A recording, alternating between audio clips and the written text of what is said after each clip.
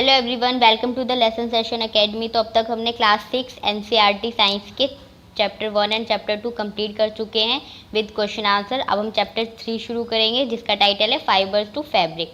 तो यहाँ पे हम देखेंगे जो हम कपड़े पहनते हैं उनका जो फैब्रिक होता है, मतलब जो उनका मटेरियल होता है, उसके लिए हम फाइबर्स कहाँ से लाते हैं, कैसे एक्सट्रैक्ट करते हैं, उनके फाइबर्स कितने कितने टाइप्स के होते हैं।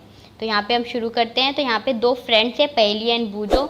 उन्होंने क्या किया, उन्होंने साइंस क्विज कंपटीशन में प्राइज मनी जीता है। अब वो उस प्राइज मनी से कपड़े खरीदना चाहते हैं और वो बहुत एक्साइटेड है। और फिर वो अपने पेरेंट्स के साथ जाते हैं कपड़े खरीदने। फिर वहाँ पे वो देखते हैं कि कितने टाइप्स के क्लॉथ मटेरियल्स जो होते हैं, कितनी वैरायटी के होते हैं, कितने डिफरेंट टाइप्स के होते हैं। शॉपकीपर्स उन्हें कुछ कपड़े दिखाता है जो जिनका जो फैब्रिक होता है वो कॉटन में भी होता है और कुछ का सिंथेटिक में भी होता है। तो ये सब क्या है, तो वो बहुत कंफ्यूज हो जाते हैं। फिर वो एंड में फाइनली एक मफलर और एक कॉटन की साड़ी लेते हैं, बट स्टिल उसके बाद वो कंफ्यूज रहते हैं और उनके दिमाग में फैब्रिक रहता है। इसलिए जब वो विजिट करके आ जाते हैं क्लोथ शॉप को, उसके बाद भी वो अपने सराउंडिंग्स में क्या करते हैं, हर चीज़ों के फैब्रिक को नोटिस करने लग जाते हैं। Just like bed sheet, blanket. तो ये सारी चीज़ों में क्या होता है, अलग अलग टाइप का फैब्रिक होता है। Curtains, table cloth, towel, duster. तो ये सारी चीज़ें फैब्रिक से ही बनी होती है, लेकिन सबका डिफरेंट काइंड का फैब्रिक होता है। तो एक्चुअली में कैसे फैब्रिक होता है उनके दिमाग में क्वेश्चन आता है। तो can you also identify some fabric. तो क्या आप छू के पता लगा सकते हैं कि क्या कौन सा फैब्रिक है? क्या आप आइडेंटिफाई कर सकते हैं कुछ फैब्रिक को? May be cotton, silk. तो आपने सुना होगा साड़ी में डिफरेंट साड़ीज़ होती है, कॉटन की होती है, सिल्क होता है। तो इतना तो हमें पता चल गया है कि फैब्रिक में वेराइटी तो होती है। तो फर्स्ट टॉपिक है हमारा वेराइटी इन फैब्रिक। तो फैब्रिक जो होते हैं हमेशा एक जैसे नहीं होते सारे, उनमें बहुत सारी वेराइटी होती है। तो वही आपकी एक्टिविटी नंबर 1 में हमें क्या करना है, आपको अपने नियर बाय कोई भी टेलर की शॉप पे जाना है और वहाँ से कुछ क्लोथ्स की कटिंग लेनी है। यानी कि उसके पास जो कपड़े बचे होते हैं छोटे छोटे, उनको आपकी कटिंग लेनी है और उस कटिंग को छू के देख के पता लगाना है कि किस टाइप का फैब्रिक है। और कुछ कैटेगरीज बनानी है आपको, अलग अलग कैटेगरीज में डालनी है, या वो कॉटन के हैं, या वो सिल्क के हैं, या वो वुल के हैं, या सिंथेटिक है। जस्ट आपके एक्सपीरियंस पे जैसा आपको लगता है आप वैसा कर सकते हैं। उसके बाद एक्टिविटी नंबर 2 में आपको क्या करना है, उसी कटिंग में से एक आपको कॉटन फैब्रिक जो है सेलेक्ट करना है और उस कॉटन फैब्रिक को अब खोलने की कोशिश करनी है। मतलब इतना पता है हमें फैब्रिक जो है फाइबर से बनता है, तो अब हम जानेंगे कि एक्चुअली में उसका फाइबर होता कैसे। क्योंकि हमें जो फैब्रिक दिख रहा है वो तो एक सिंपल एक क्लोथ दिख रहा है, हमें लग ही रहा है कि उसके अंदर कोई और चीज़ है। तो अब हम उसको खोलने की कोशिश करेंगे। तो हम now try to find a loose thread और यार्न। तो थ्रेड को ही हम यहाँ पे यार्न कह रहे हैं। थ्रेड मतलब वही सिंपल यूनिट जो जिससे फैब्रिक बना है। And at one of the edge and pull it out. मतलब किसी भी कॉटन के कपड़े के किसी भी एज पे आप उसे लूज करने की कोशिश कीजिए और उसका एक थ्रेड खींचने की कोशिश कीजिए। तो ये रहा, जैसे कि आपने एक कॉटन का पीस ले लिया यहाँ पे। अब इसके आपने एक एज को, किसी भी एक एज को लूज किया और फिर वहाँ से क्या निकलने लगे, धागे निकलने लगे, थ्रेड निकलने लगे। इसी को हम यार्न भी बोलते हैं, YARN। तो यार्न भी बोल देते हैं। तो इसको हमने क्या किया, लूज किया और इसके थ्रेड्स यानी कि यार्न को हमने निकालना शुरू कर दिया। तो अब हमें पता चल गया ये जो फैब्रिक था वो इस यार्न यानी कि इस थ्रेड से मिलके बना है। अब हम फर्दर देखेंगे। अब आपने देख तो लिया, इसे पिन से निडल से भी अगर नहीं निकल रहा तो आप यूज़ कर सकते हैं।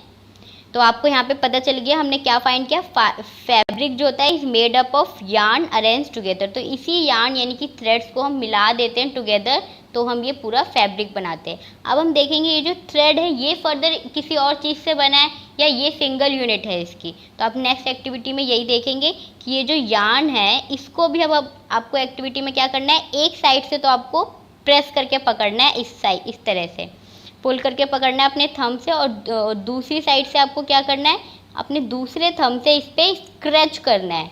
तो जब आप स्क्रैच करेंगे तो आप देख सकेंगे कि कैसे वो सिंगल यूनिट यानी कि फर्दर जो जिससे वो बना था वो उसमें डिवाइड हो रहा है। तो अब ये जो यार्न है ये पूरा एक यार्न है। अब ये जब ये टूट जाएगा तो ये सिंगल यूनिट जो होगी वो क्या होगी, ये इसके फाइबर्स होंगे। तो अब यह मेन यूनिट स्मॉलर यूनिट है फाइबर, सबसे छोटी इकाई जिसको और नहीं आप तोड़ के देख सकते, क्योंकि फाइबर प्लांट से एक्सट्रैक्ट करते हैं, मतलब अलग अलग सोर्सेज से एक्सट्रैक्ट करते हैं।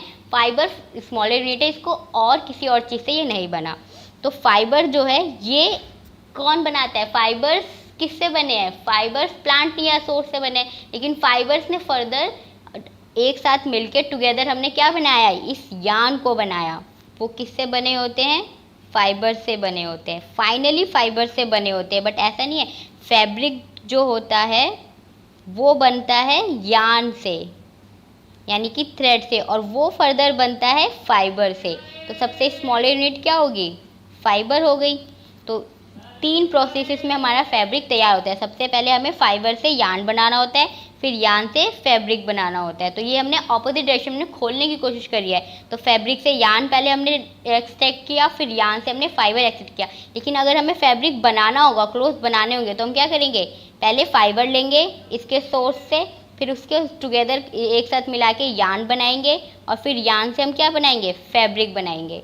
तो यहाँ पे ये लिखा है the thin strand of the thread. जो हमने थ्रेड यहाँ पे लूज किया था वो फर्दर किससे बना है? उससे भी पतले स्ट्रैंड से बना है, जिसे हम फाइबर कह रहे हैं, जो हमने नेक्स्ट एक्टिविटी में रिलीज किया था। तो फैब्रिक जो होता है made up of yarn, and yarn made are further made up of fibre. तो जो फैब्रिक हम पहनते हैं, जो यूज़ होता है क्लोथ में, वो यार्न से बना होता है, और वो यार्न फर्दर फाइबर से बना होता है। तो the fibre are some fabric such as cotton, jute. अब जो फाइनली स्मॉलर यूनिट है फाइबर्स, वो किस किस चीज़ के हो सकते हैं? उसके एग्जाम्पल क्या हो सकते हैं? कॉटन हो सकता है, जूट के हो सकते हैं, हो सकता है, वूल हो सकते हैं।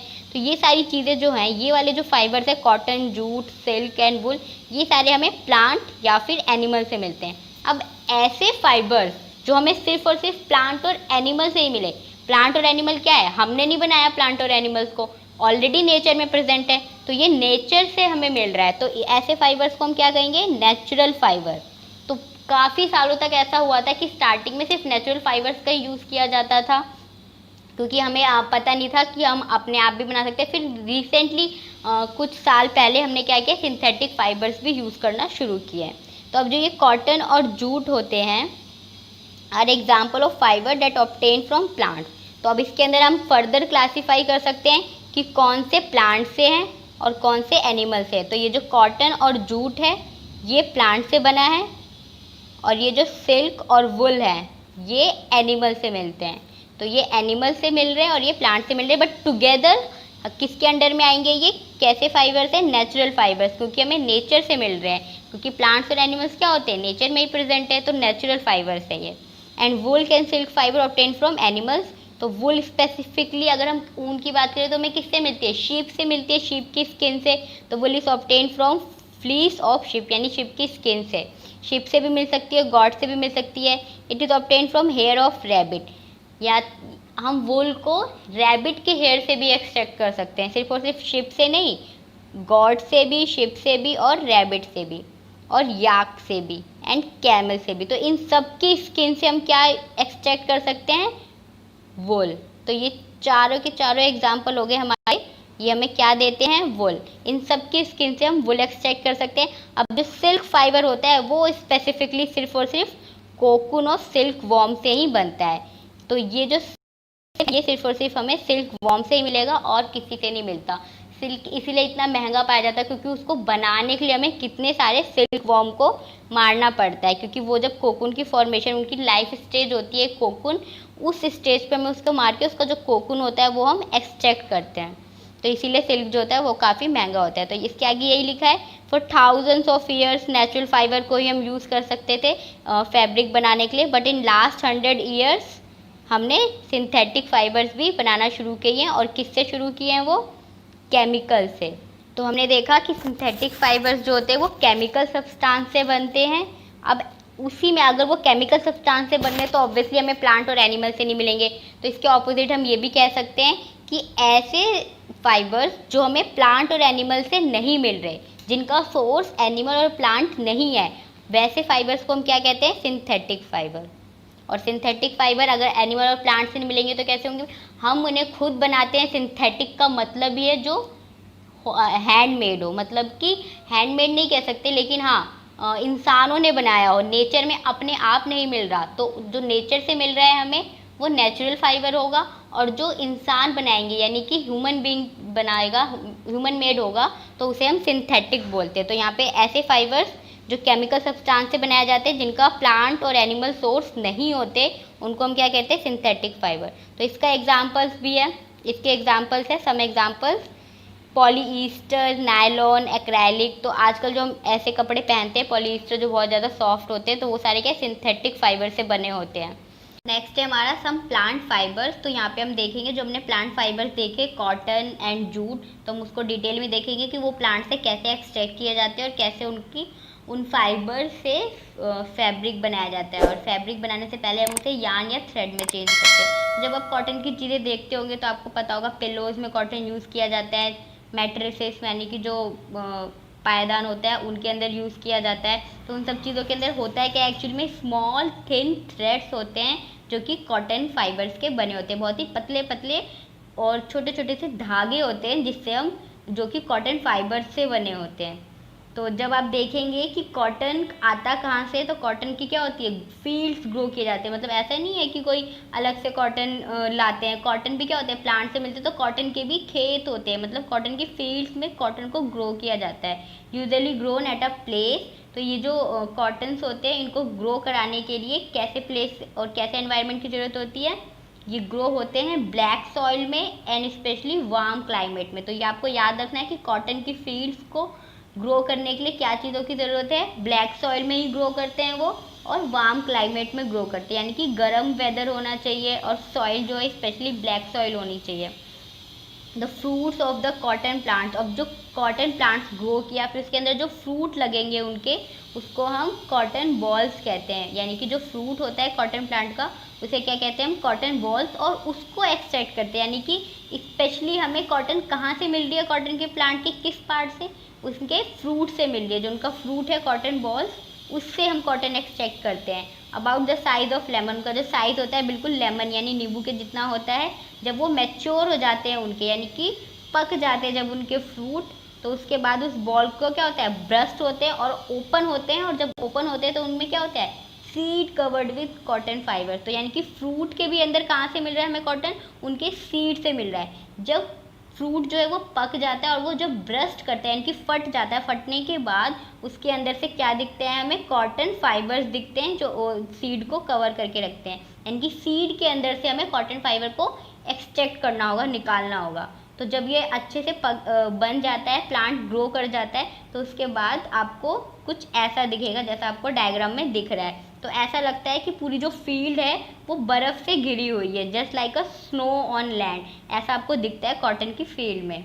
तो अगर आप देखेंगे तो जब हमने फ्रूट बन गया, फ्रूट से हमने फ्रूट हमने तोड़ लिए, उसके बाद हमें उसकी सीड में से अलग करना पड़ता है कॉटन के फाइबर्स को।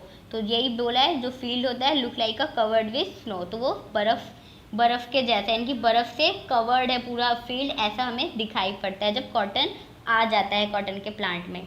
फाइबर जो होते हैं are then separated from the seed. तो अपने अब सीड दिख गए, सीड कवर्ड विथ कॉटन होते हैं, तो अब हमें सीड अलग करने पड़ेंगे, कॉटन को अलग करना पड़ेगा क्योंकि हमें कॉटन की ज़रूरत है। तो इस काम के लिए हम क्या करते हैं, कौन सा प्रोसेस करते हैं, कॉम्बिंग। अब कॉम्बिंग मतलब कि एक लकड़ी टाइप की होती है और उसमें कंघी जैसा स्ट्रक्चर होता है और उससे हम कॉटन को सीड से अलग करते हैं। तो इसलिए हमने कॉम्बिंग बोल दिया क्योंकि उसका जो स्ट्रक्चर होता है उस इंस्ट्रूमेंट का, वो कंघी के जैसा होता है। और इस पूरे प्रोसेस को हम क्या कहते हैं, गिनिंग ऑफ कॉटन। तो गिनिंग ऑफ कॉटन जो है वो स्पेशली क्या करता है, उसके अंदर हम कॉटन को उसके सीड से अलग करते हैं। इस प्रोसेस को क्या कहते हैं, हम गिनिंग कहते हैं। तो आपको इस डायग्राम में दिख रहा है कि कैसे गिनिंग की प्रोसेस हो रही है। ये जो इसका इंस्ट्रूमेंट है ये कॉम्ब जैसा दिख रहा है और ये कॉम्बिंग करता है, मतलब एक तरह से कंघी से जैसे हम अपने बाल झाड़ते हैं वैसे ये कॉटन को झाड़ता है और जिसकी वजह से जो कॉटन के जो सीड्स होते हैं वो कॉटन से अलग हो जाते हैं। तो ये कौन सा प्रोसेस है, गिनिंग ऑफ कॉटन। तो गिनिंग ऑफ कॉटन से हमने क्या किया, कॉटन के प्लांट से हमने उसका फाइबर, कॉटन फाइबर जो है वो एक्सट्रैक्ट कर लिया। अब नेक्स्ट है हमारा नेचुरल फाइबर में जूट। तो जूट हमें कैसे मिलता है, जूट के फाइबर हमें उसके स्टेम से मिलते हैं। तो हमें कॉटन कहाँ से मिल रहा था, उसके फ्रूट के भी सीड से मिल रहा था, लेकिन जूट हमें कहाँ से मिलता है, उस जूट के प्लांट के स्टेम के पार्ट से ही मिल जाता है। तो ये कल्टीवेटेड होता है रेनी सीजन में। तो इसकी फील्ड को कल्टीवेट होने के लिए क्या चाहिए होता है, रेनी सीजन चाहिए होता है। और इंडिया में जूट ग्रो करता है डिफरेंट रीजन में, वेस्ट बंगाल, बिहार, आसाम में।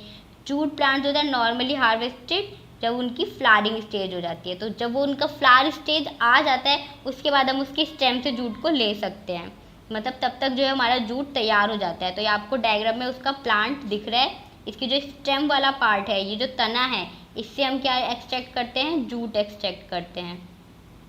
तो जो स्टेम होती है प्लांट की वो हार्वेस्ट की जाती है, लेकिन कब की जाती है, उनके फ्लावरिंग स्टेज में। ऐसा नहीं प्लांट थोड़ा सा बड़ा हुआ हमने उसका स्टेम ले लिया, क्योंकि स्टेम तो बन गया, बट स्टेम को जूट तक बनने में जो टाइम लगता है वो कब तक लगता है, जब तक उसके फ्लावर्स ना आ जाए, फ्लावरिंग स्टेज ना आ जाए।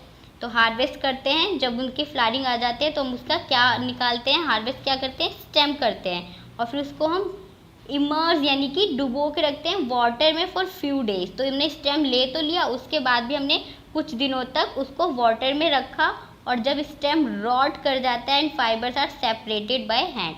तो वाटर में रखने से क्या हो गया, फिर इसकी स्टेम को, इसको हमने लिया और वाटर में डिप कर दिया, इमर्ज कर दिया कुछ दिनों के लिए। तो इसमें से क्या हो जाता है, जूट अलग हो जाता है, मतलब ईजिली हम अलग हो जाता है उसकी स्टेम वाले पार्ट से, और ईजिली हम उसको हैंड से अलग कर सकते हैं। तो इस स्टेज में हमें ऐसे जूट जो है जूट के प्लांट से मिलता है। तो हम नेक्स्ट वीडियो में देखेंगे स्पिनिंग कॉटन यार्न, क्योंकि वीडियो बहुत बड़ा हो गया है। ओके, बाय बाय गाइस, मिलते हैं नेक्स्ट वीडियो में।